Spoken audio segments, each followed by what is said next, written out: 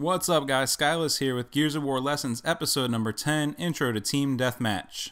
I am super stoked this week to be able to bring some Gears of War 3 gameplay. I've actually been in the beta for a couple weeks now, learning all the ins and outs, and have been dying to be able to put this episode out for you guys, so real pumped.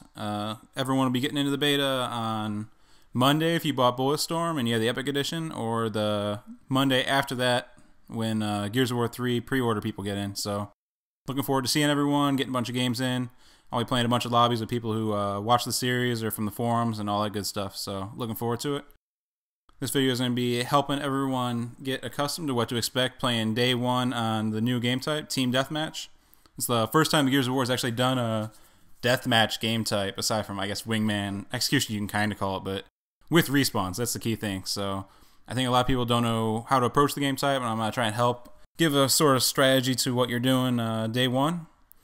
And hopefully on Monday when everyone's playing, people aren't just running around randomly. So there's a lot to cover, so let's go ahead and get started right now. So in Team Deathmatch, each team gets 15 respawns, and then you're down to your last life, much like you would in a round of execution. Your objective is to eliminate all the other team's respawns by killing them, and then finish them off again, much like you would in a round of execution or Warzone. The game features Warzone rule set, so you're able to kill people from a distance, but it also has execution self-revive, so you can get yourself back up. And actually, when you're trying to get yourself back up, if you crawl around on the ground to move, it takes longer to get back up than if you sit in place and just tap A as fast as you can. So you can actually get up a little bit quicker tapping A that way. Weapons spawn 30 seconds after using your last shot, just like in Gears 2. You can switch weapons anytime you die. There's a you just push the D-pad and it'll switch between your 2 shotguns, the Gnasher and the Sawed-Off, and your 3 rifles, the Retro Lancer, Hammerburst, and Lancer. On each map, there's just 2 spawns, your base spawns, again, like you would have in Gears 2 playing Execution or Warzone.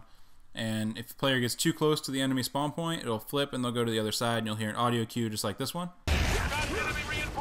Or from the Locust side, just like this one.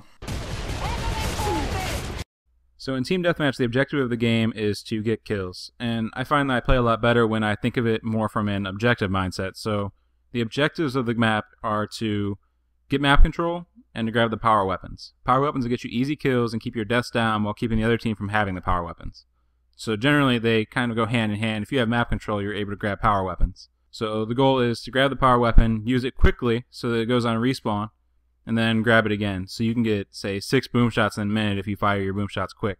Generally you want to control the 3 big weapons for me are boom shot, frags, digger, in that order.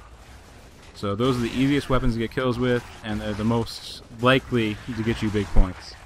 So I usually go for those 3, followed by torque, snipe, mortar, I guess. Yeah.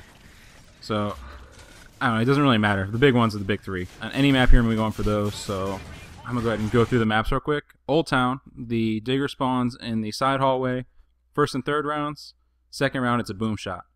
So you want to control that area, grab the digger, grab the boom shot, use your ammo. And if you can, you want to use that ammo to go grab the frag grenades. And you can start a little cycle where they're spawning offset. But if you don't have control of that area, then you want to use the frag grenades to get control of the boom area. The snipe and torque is a viable option, but because A, you can't use your ammo as fast, so that you won't get multiple respawns, and B, obviously, it's a harder weapon to use. If you have control of that, you're going to have a hard time against someone shooting a boom shot at you. I generally don't try to control that side, but of course going off of those weapons is fun, so go ahead and go for it if your team has map control anyways. On Trenches is a map which doesn't really have any power weapons. Digger spawns first and third round, and in the second round it's a Scorcher. I don't consider the Scorcher good enough to have the gameplay revolve around. So first and third round you want to get the Digger, and you want to make sure that you keep it on spawn. So have a little timer going off in your head, so after you use that last shot, you know you have 30 seconds to go run around and get back. And then you can grab it, because it's way out in the open, so if you arrive early, you'll end up just kind of dancing there and getting down. But if you arrive on time, sometimes you can get by with just running by, picking it up, and running away. The high side is good, I mean the crane side is what I should specify, because it has the mortar and you have pretty good view of the map. It's a good place to put in shots. I can start at the power position on the map. I think that the worst thing you can do for your team is to go run up to the Mulcher and one-shot area, because you don't have a lot of angles. You can put in some of a support fire, but you're really long range, so you're not going to get any downs. And I don't consider the Mulcher or the one-shot to be that effective from up there. So essentially you're making it 4v5 against your team while you're up there, in my opinion. I've seen some people do pretty good, but really it only works if someone's running up at you trying to take control of that area. So the best thing to do that I found is just to ignore if someone's up there. On Thrashball, it's another map which is more evolved around power positions than it is power weapons. So first and third round, there's a digger that spawns in center with a torque bow in the second round. But the issue is that it's only there for the first pickup, because at 50 seconds, the scoreboard's going to start to fall, and it's going to hang by a little thread, and then everyone's going to look up and shoot at it, because that's what the button prompt says to do. So I found that generally, if I don't grab it by then, it's not going to get picked up again. You can push for it on the opening push, but after that, the top control is what's most important. Top, you get all of your angles. You can see pretty much the entire map except for the tunnel, which the nades are in. And there's only 2 staircases up to be able to take control of top, so it's really easy to defend. If you're watching the right staircase, you can just sit behind the wall and then pop out the moment that they pass the, I call it the point of no return, where there's that little cubby room in the side which they can dive into. So if you just sit there and you pop out with a hammer burst or a retro, you can usually get it down real fast. If you want to control the bottom, you can do that, but you need to be using the nades to try and get control of top, because eventually you're going to lose unless your whole team has agreed to just camp at bottom. So sometimes you'll get a weird stalemate situation where there's one team all the way up top, one team just camping in the nade hallway, in which case it comes down to whichever team can get the stragglers, I guess. I'm not sure how it would break down organized play, but right now it seems like it's about getting the stragglers in that kind of scenario. Alright, so Checkout's one of the maps that I think is more balanced as far as their power distribution. So on one side you have Digger and Incendiary Grenades on the first round, or Sniper and Ink Grenades in the second round. And on the other side of the map you've got Frag Grenades and Mulcher. So generally what I like to do is the first and third rounds I'll go run over towards Digger and Incendiary, because I feel like the Digger is a really good weapon and the Incendiaries are actually my favorite nades because the direct hit is a kill. And you can get some pretty nice angles in this map, but first and third rounds I'll go over there.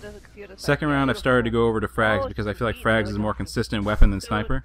And a lot of times you can grab frags, run around their side, and then throw frags from behind them at the sniper area. That's one of my favorite things to do, is just grab frags and then flank. And this map in general is a really good flanking map. There's not really a power position per se.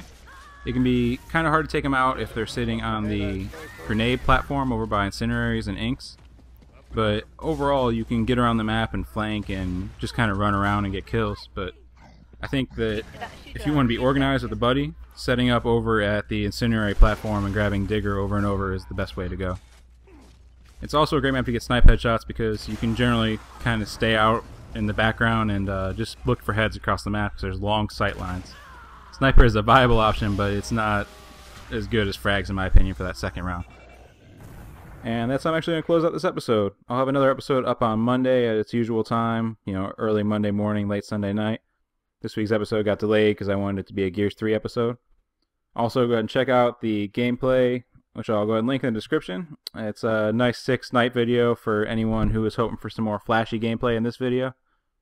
Go ahead and check out that one. I think you guys will be happy to see it. Please go ahead and subscribe if you haven't already. If you're new or you haven't seen the channel, we do this stuff weekly, and I'll be doing it throughout the Gears 3 beta and probably over the summer. We'll see what we have to do about that. And that's about it. I look forward to playing with everyone on the beta. I'll be sending invites to people from the forums and that kind of thing. So if you want to game with me, just go ahead and send me a message on live or on the Epic forums, and I'll try and get you in. So later, guys. See you on the beta.